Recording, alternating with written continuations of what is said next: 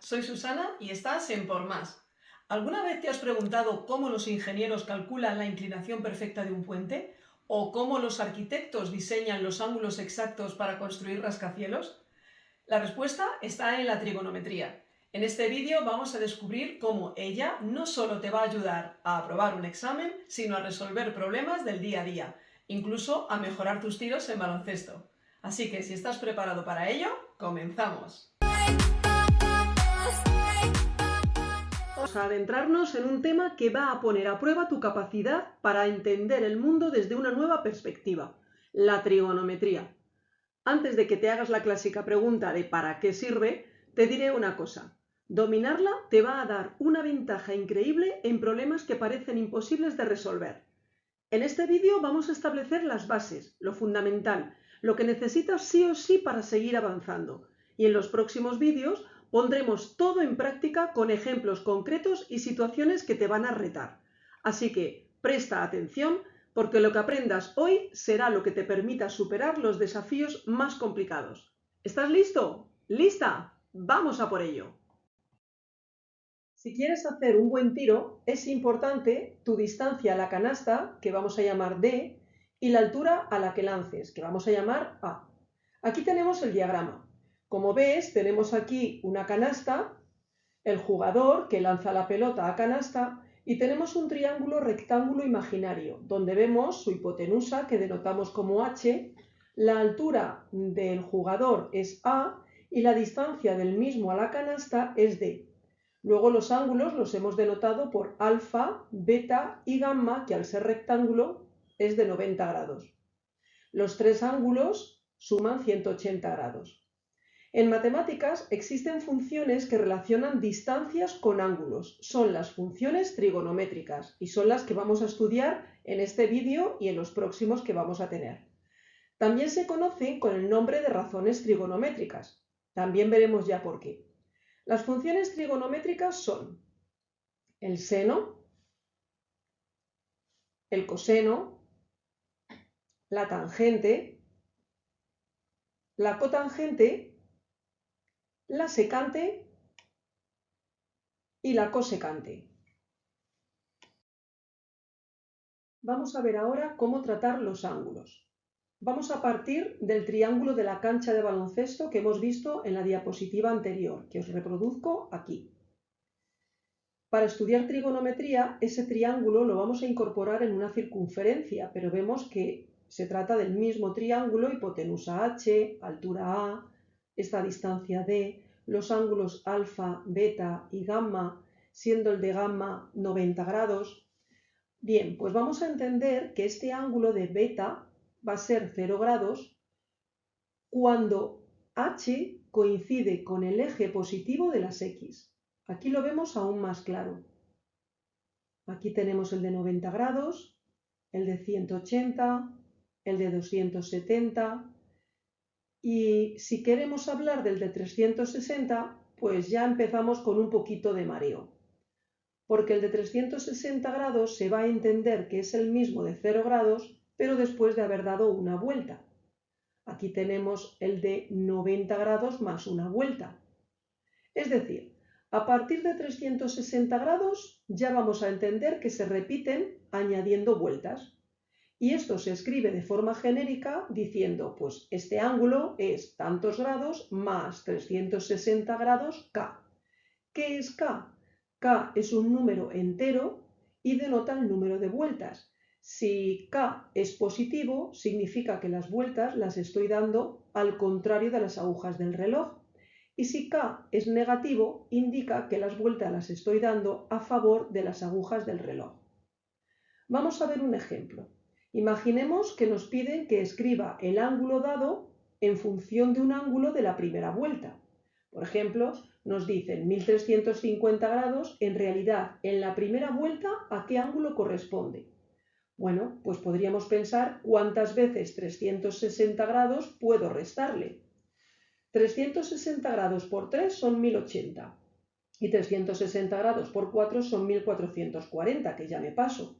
Bien, pues a 1350 le quito 3 por 360, que son los 1080, me van a quedar 270 grados.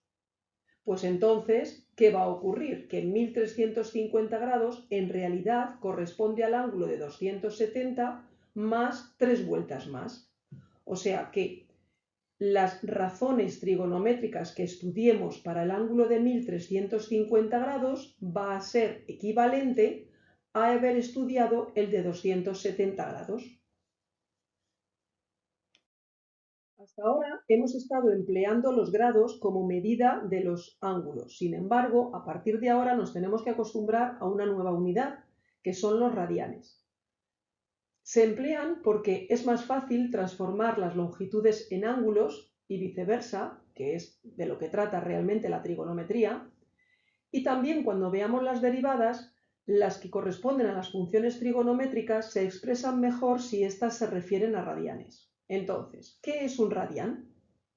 Bueno, pues si tenemos un ángulo, como siempre incorporado en una circunferencia, este ángulo va a medir un radián si su arco, que lo tenemos aquí designado en azul, mide lo mismo que el radio de la circunferencia. De todas formas, esta definición tampoco va a ser de gran utilidad, porque lo que vamos a hacer simplemente es manejar radianes, pero por lo menos para que tengamos la base de lo que significa una unidad que vamos a emplear. La escala de transformación entre grados y radianes va a ser la siguiente. Pi radianes van a corresponder a 180 grados, por lo tanto aquí ya extrapolamos. Si pi radianes es 180, la mitad de radianes corresponde a 90. La mitad otra vez, pi cuartos de radianes son 45. O el doble de pi radianes es 360 grados.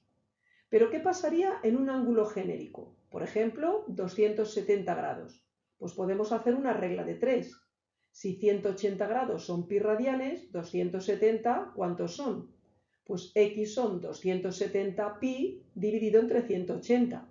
Si esta fracción la simplificamos, me va a dar 3 medios. Por lo tanto, 270 grados va a corresponder a 3 pi medios.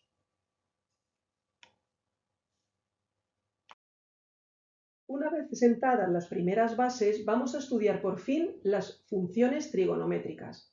Son relaciones entre longitudes y ángulos, y vamos a estudiarlas en un triángulo incorporado en una circunferencia, tal y como hemos dicho antes. El triángulo vemos aquí que tiene de altura A, la hipotenusa H, este ángulo que es alfa, que es con respecto al cual vamos a definir las relaciones o las funciones trigonométricas, esta distancia D y el radio de la circunferencia que coincide con H. Vemos que es un triángulo rectángulo, por lo tanto A es un cateto y D es el otro cateto y H lógicamente la hipotenusa. Una vez que tenemos esto claro, vamos a definir todas las funciones trigonométricas. Son las siguientes. El seno del ángulo alfa, que se denota como sen alfa, es igual al cateto opuesto dividido entre la hipotenusa del triángulo. El coseno del ángulo alfa va a ser el cateto contiguo dividido por la hipotenusa. Acordemos que coseno, que empieza por co, está relacionado con el cateto contiguo. A lo mejor con esto no se os olvida. A partir de aquí ya, todas van a depender del seno y del coseno. Por ejemplo, vamos a empezar con la tangente. La tangente de ese ángulo se va a calcular dividiendo entre el seno entre el coseno. Al dividir estas dos expresiones me da A entre D, porque las H's se irían. La cotangente va a ser la inversa de la tangente. Por lo tanto, si la tangente me daba A entre D, la cotangente va a ser D entre A. La secante del ángulo alfa va a ser 1 partido por el coseno. Cuidado, no 1 partido por el seno, que parece que al decir secante puede pensar uno que es la inversa del seno. No, es la inversa del coseno. Por lo tanto, si nos vamos al coseno y vemos que es D entre H, la secante va a ser H entre D. Y la cosecante del ángulo es la inversa del seno. Lo mismo, cuidado, no es la inversa del coseno, que parece que tiende uno a equivocarse, cosecante inversa del coseno. No, cosecante es la inversa del seno. Por lo tanto, si el seno era A entre H, la cosecante va a ser H entre A.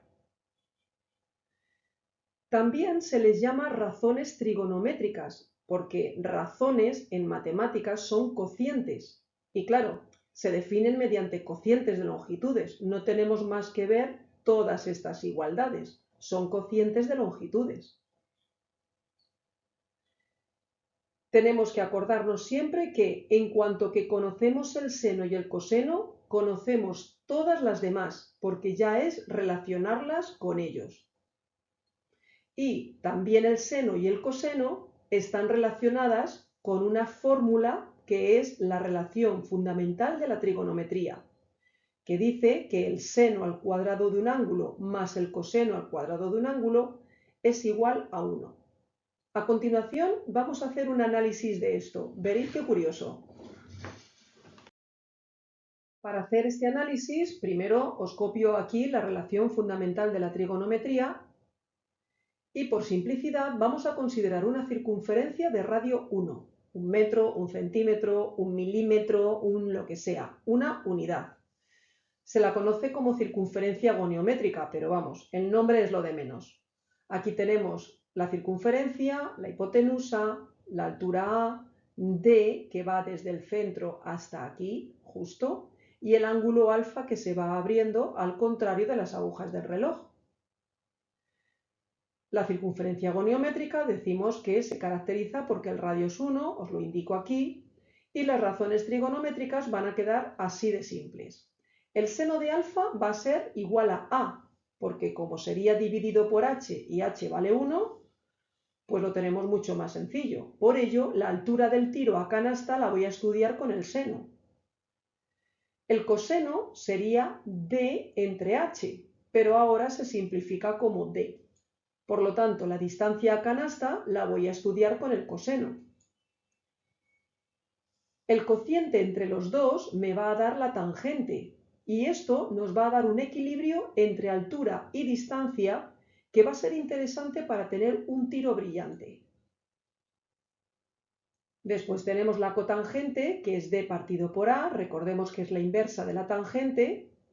La secante de alfa es 1 partido por d, la inversa del coseno, y la cosecante 1 partido por a, que es la inversa del seno.